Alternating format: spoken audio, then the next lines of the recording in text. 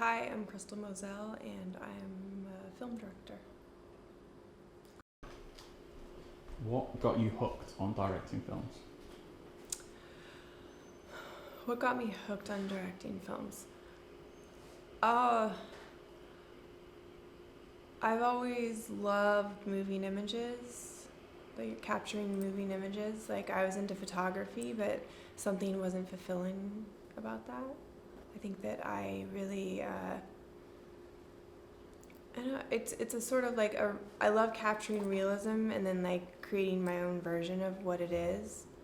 And I've been doing this since I was 15. I went to a summer program called ODDA when I was 15, and I remember I like captured these two kids like walking through this hallway while like they're like going to some rave, and like there's like this like weird like hotel hallway, and like all these like normal people around, and they were like all dressed crazy, and I like slowed it down and put it to Portishead and thought it was really cool. But in 95 maybe it was cool, but I think from that moment just like there's something really beautiful about like seeing things and being inspired by them and then capturing them and then creating your own story from that. And I'm constantly like, I need to see things and get stimulated to create. And I'm also obsessed with seeing things and feeling stimulated and then creating. So it's something that it's how I survive, I guess. I need to feel that inspiration and that creativity. Does it take a particular sort of skill to be a documentary filmmaker?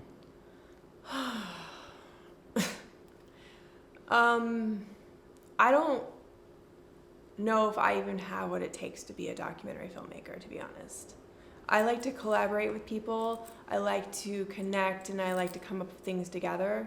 And with documentary filmmaking, I think for me, my personal opinion is the strongest documentary filmmaking is verite, where you step back and observe and watch and just like really let life unfold, and that can take a lot of time.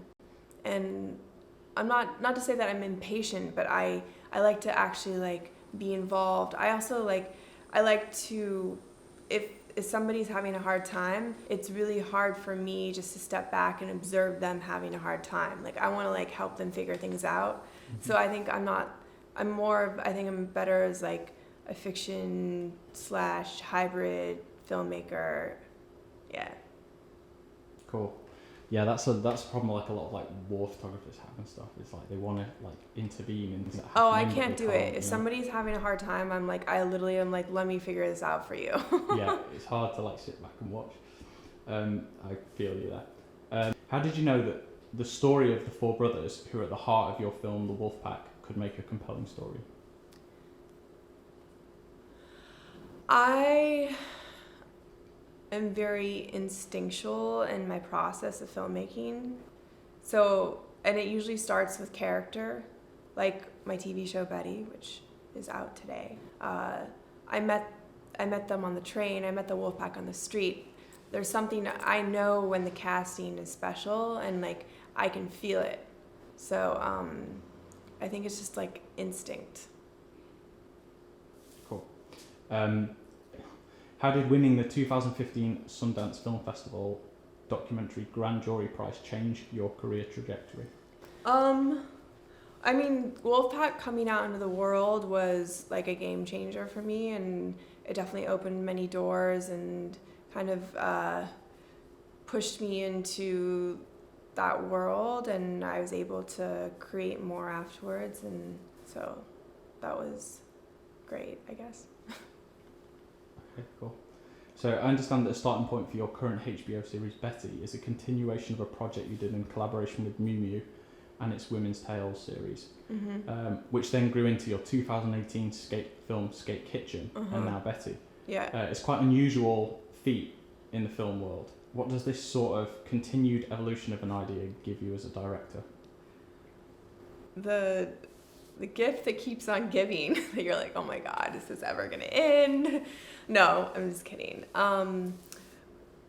We made a short. I met the girls on the train. We made a short film with Miu Miu, and it did really well, and we were able to make a feature film very quickly after that. And then HBO wanted to make a TV show, and we're on the second season of the TV show, and I'm writing the third season right now, a potential third season. It's not greenlit yet.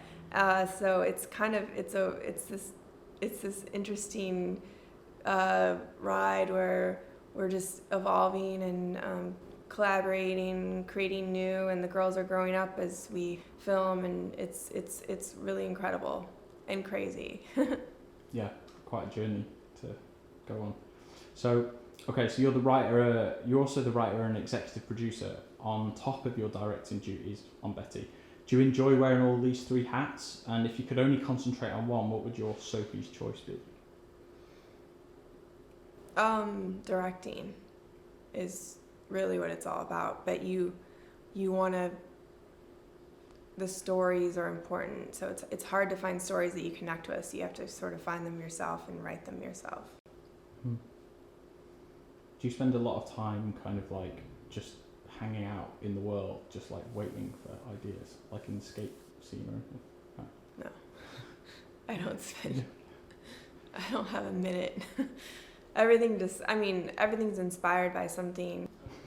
My next film is inspired by my father's time working in a mental hospital in the 1970s. So everything kind of comes from a life experience or somebody I know or something I see. Wow, that sounds like I want to see that. Okay, so next thing. Betty is all about the female skater community. What have you learned about these girls during the time you've spent with them? What really inspired me about the Skate Kitchen girls was that when they meet new women in the skate park, they actually like bring them into their space rather than shutting them out. Like they're not like, oh, this is our space, we're keeping it for us. They're like, they make space for women, and I think that that's something a lot of people have been opening up to, but they were just definitely like ahead of the zeitgeist with that. Like 5 years ago, they were very inclusive with women, when it's still, even the film world, like women are not that supportive for other women. They say they are, but they're really not. At the end of the day, it's kind of bullshit. I try to be as much as possible. I love to help people, but like I think it's really hard when it's male dominated, and then if you get into that space, it's like you want to hold that space and make it yours because you got in. It's so hard to be there. But I think that we all have to like let go and make space for everybody. Yeah, that's really nice. So with documentary filmmaking, you're working with real people instead of actors playing a part. Can you talk a bit about how you approach telling your stories when you're not working with professionals? My approach, there's just a lot of collaboration. There's a lot of learning together, trying to find support for, if you're bringing in a non-actor, you just need to support them any way you can. Yeah. And a lot of it can be about just like bringing in a great acting coach and doing a lot of rehearsals. Connecting, a lot of, most people can understand the direction that you would give an actor. It's really just about connecting with what you want and, where you're at in that scene, where you're at before you come into the scene. It's like basic human questions that we will all understand. Mm-hmm. Do you feel you get something from non-actors that you couldn't get from regular actors? Is there something you like about it? Oh, absolutely. Oh my God.